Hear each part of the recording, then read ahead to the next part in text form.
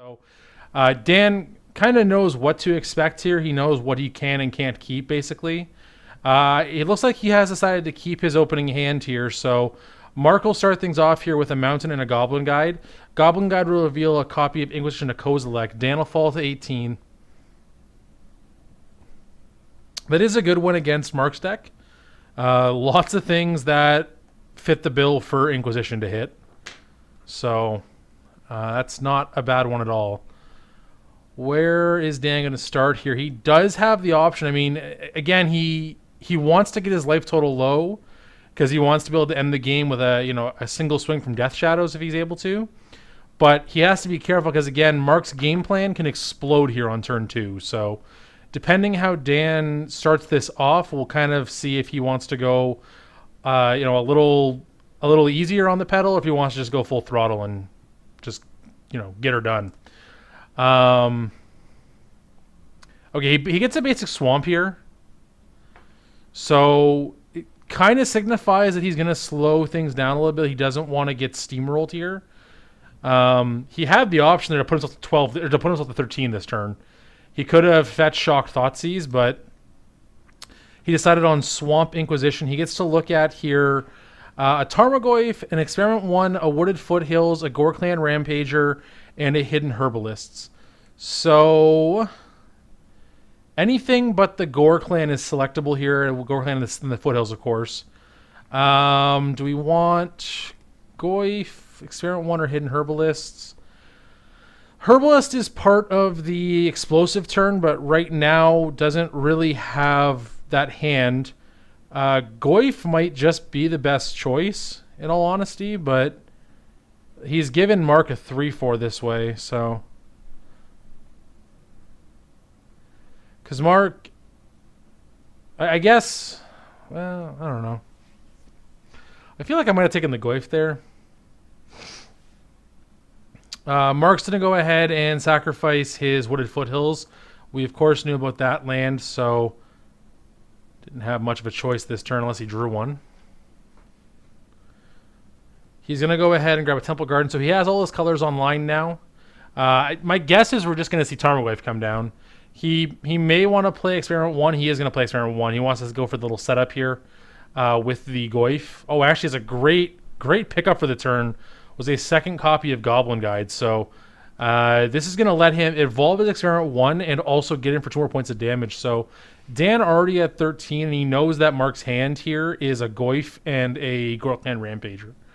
So he is in a little bit of danger here. Right now he's staring down 6, potentially be 10 thanks to that Gore Clan. So Dan really kind of on the back foot here already.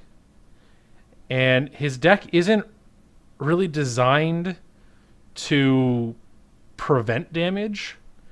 You did see him reveal and pick up this turn that copy of Stubborn Denial, which is nice, but it's again it's not going to stop this hand. So are we taking Goyf or Gore Clan here? Interesting. I guess he's just dead, isn't he? Wait, why is he at 9? He took 2, 6, 7, 8, 9, 10. Oh, yeah, Steve Benson brought him to play on tap. Of course, yeah.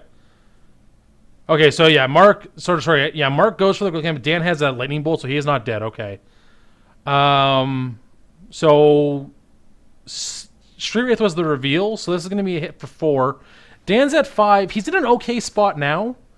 He has a copy in hand of Kolaghan's Command, which is very good, because he gets to make Mark Hellbent, and he gets to kill, my guess is the Experiment 1.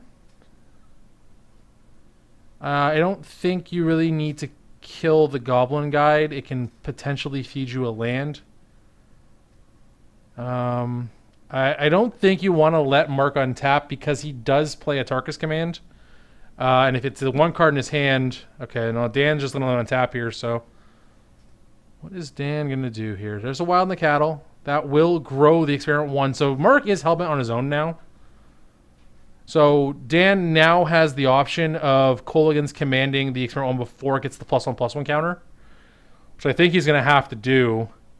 The second mode doesn't matter here. There's no artifacts Mark has no cards in hand, and there's no creatures in Dan's graveyard. So the second mode is totally irrelevant here in what Dan decides to do with it. He's really only using the shock mode on it right now. So Dan falls to 4, which means he's going to be at a virtual 2 here once Mark attacks with his 2 creatures. Well, 1 creature, because the front one's going to die probably. And Dan's just in a rough spot here. He needs to find... What does he need to find, even? I don't even know what he needs to find. Like, Death Shadow, I guess? But, like, even that's not that great, so... he will, in fact, shoot the Experiment 1, and then Nicatl gets to resolve. Goblin Guy gets to come in and real Terminate. So Terminate's good, but it's only 1 answer, so Dan's just dead. There's nothing he can do here. I guess he can Thought Scour to try and find another answer, but even then, like, what's... He doesn't have currently a 1-mana answer to one of these creatures. He would need, like... He can't even get, like... Even if you have, like, a Fatal Push, he couldn't get a second Fatal Push. It wouldn't matter. He picked up Serum Visions, which... That also doesn't matter. And, yeah, Dan's seen enough here. He knows that it's not going to matter what he does. So, down goes Dan in game 1. We're going to head to a game 2 here. Dan will get to play, which is nice. Mark's deck, very, very strong on the play. We saw that there. He had a nice pickup there on turn 2 with picking up that second copy of Goblin Guide to go with the Experiment 1 he had in his hand. So got a little bit lucky there for sure. But, you know, again, the deck is designed to do this. So this isn't really a big surprise in terms of a result for game 1. Now, Dan does have the potential to slow things down here in games 2 and 3 once we head to the sideboarded matchups. I don't know how much, but he gets access to, I imagine, a little more removal. The controlling factor is not so big. Like, he has more Stubborn Denials.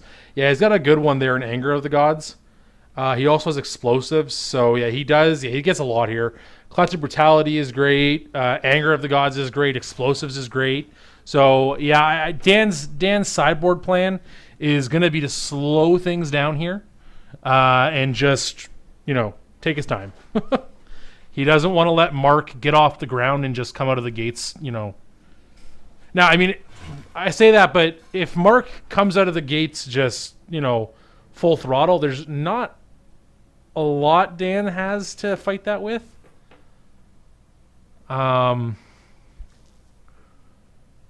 Yeah, there's not a lot he has to fight that with, just because he doesn't have...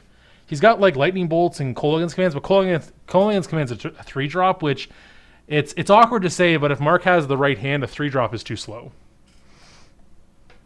It's not very often you say that, but that is definitely the case here.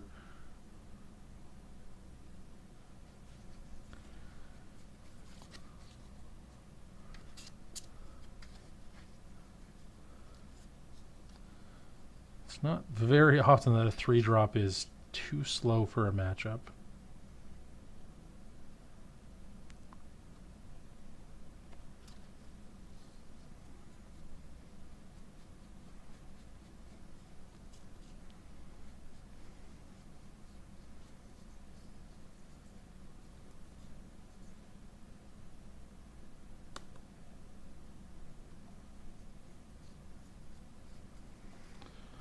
All right, so getting shuffled up here for game 2. Again, we're going to have Dan on the play here with Grixis Death Shadow. Have to see if he can recover here in this second game, or if Mark will just have his way with Dan in game 2. Similar to game 1 there, we just saw Mark's deck do what it's supposed to do, and it just steamrolled Dan, so...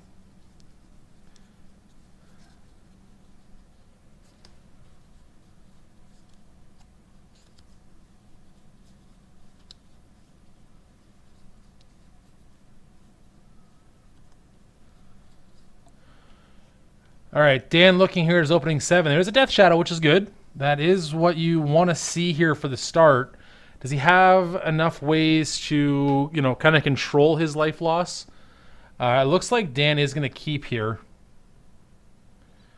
Mark here going to have a look at his 7. Don't have any look at it here. Looks like, yeah, Mark's going to take a mulligan here. 7's not going to cut it. Again, Mark's really looking for multiples of things like Burning Tree Emissary and Hidden Herbalist if he has the Revolt ability online, but yeah.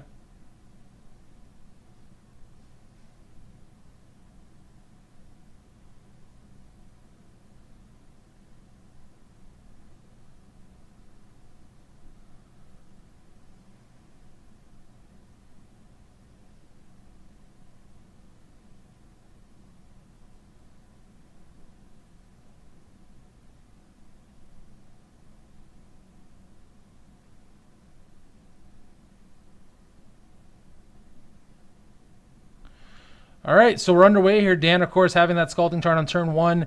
Mark here has the start he's looking for. He's got a Fetch and a Shock and a Goblin Guide here again. So Dan, I believe, going to be falling to 18 here. Nothing really to do with his opening hand against this Goblin Guide, so...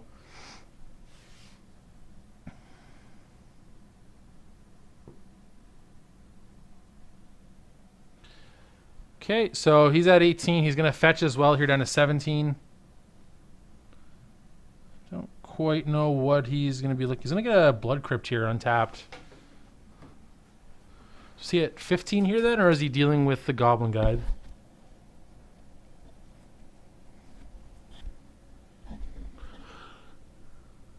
Oop. I believe he's at 15 here, so... I mean, with Mark on 6 cards... Dan has a little bit more freedom to work with. Mark won't be able to have, his deck's all about a critical mass at times. It needs to have, X amount of creatures to go off with. It really only needs 2 in the sense it needs like a Burning Tree and a Reckless Bushwhacker to make it matter. But if he wants to have that real push, he does need more. So Dan here fetching and shocking on a 12. I believe in Mark's hand I see 2 copies of Lightning Bolt. So that's a bit scary if you're on Dan's side. Now Dan did have in hand, I believe, 1 copy at least of Stubborn Denial. So he does have an answer to at least one of the Lightning Bolts if he wants it. But here he'll play out a copy of Death Shadow as a 1/1. So he gets his creature on board, which is nice. Mark, if he'd like, could Lightning Bolt down this Death Shadow. It looks like he's going to start by attacking here for 2. So there's a copy of Street Wraith on top of the library. Dan does have in hand a copy of Thought Scour. So if he doesn't want to draw that, he doesn't need to. But typically Street Wraith is a good one to draw. So Dan now at 10, his Death Shadow with 3/3, so is still boltable, but again, we know that Dan has Stubborn Denial, and sure enough, he is going to get the Stubborn Denial to work here, so that is a force spike, Mark, so you have to pay 1 more mana you don't have. I think Mark kept a 1-laner, he did, so good news for Dan. We've got a fighting chance. We're going to 5, we're going to have a Shockland here. So right now we can push ourselves to 5, make this Death Shadow an 8/8. It's not quite a 2-turn clock. Kolaghan's Command is nice here. It'll guarantee get a spell, obviously, out of Mark's hand. It is a bit scary to think about. Again, if Dan's aware of what Mark's deck does, which again at this point, these guys have played a couple, multiple times, so they're both familiar with each other's decks here. Dan probably has to acknowledge that Mark likely has something if he was willing to keep a 1-lander on it. And that's kind of scary because if you're thinking in your head, he only needs 1 land to go off, that means, again, as a deck that wants to hurt itself like Death Shadow, you could just put yourself into lethal range by accident. So, and Kolaghan's Command here can deal with this Goblin Guide nicely, as well as, I imagine, get a card out of Mark's hand. Dan, I believe, thinking about firing off that Street Wraith, and so he's going to go ahead and Thought Scour here. Picks up an Anger of the Gods, which is nice. He'll have access to that next turn. Death Shadow will be out of range because Dan, if nothing else, he's going to cycle it right now. In fact, he's going to cycle Street Wraith here. So Death Shadows are now 6/6s. He picked up a land for next turn. Father Time Walk, thank you for that sub, man. Appreciate that. Number 3. That's awesome. Thank you very much, sir. We are currently working on getting our sub icons made. Our sub... what am I thinking of here? Why can't I think of what I'm thinking? Oh, man. I'm just blanking here today. Emoticons. There we go. Subscription emoticons. We're working on that. So once we have those, you will have access to those. So thank you for that sub. In the meantime here, Dan attacking for 6, puts Mark to 11. He plays with a copy of Tasigur. So that is great. Why aren't you here tonight, John? What are you doing, man? Why are you not here tonight? Well, you're going to have a special emoticon to use once I am able to, get it made. Worked. Fair enough. It's a good answer. Good answer. So Mark did find his second land here. He found a Windswept Heath, so he's at 10 now. Again, depending what he has, he's got another Bolt, and I think he also has a copy here of Tarkus Command. He's instead just going to go ahead and he's going to fire off Hidden Herbalist and Wild in the Cattle. No, it's going to be probably a trophy with an 8 on it, so we're just in the process of getting it made. Dan here going to fall to 5. Here's Anger of the Gods, and that's going to be the game. That's going to wipe Mark's side of the board, leaving Dan with a Death Shadow that is currently an 8/8, a Tasigur as a 4/5. That's 12, and that's going to put Mark to -2, and we're going to do game 3 here. So Dan, again, was able to control the life loss here this game a little more. Anger of the Gods there out of the sideboard. Very, very helpful as we saw there.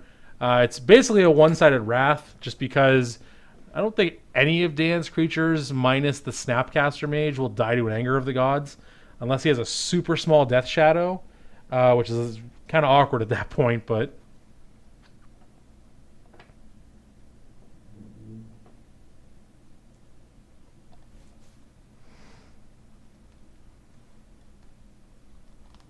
All right, so game 3 here.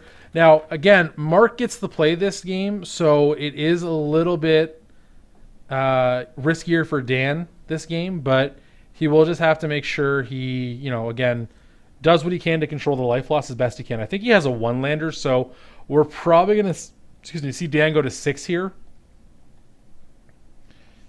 It's a 1-lander with Street Wraith, Thought Scour, and Thoughtseize.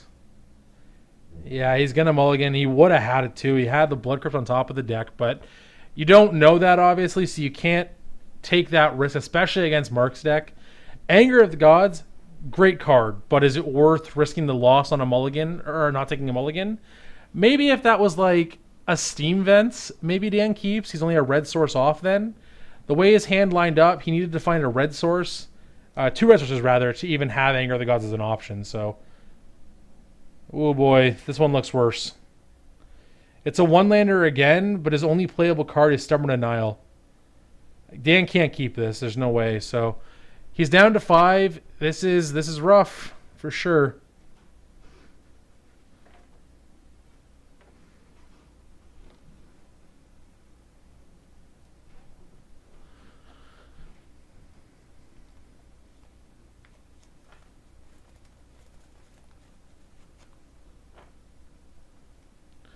All right, let's have a look at 5, Dan. What do you got?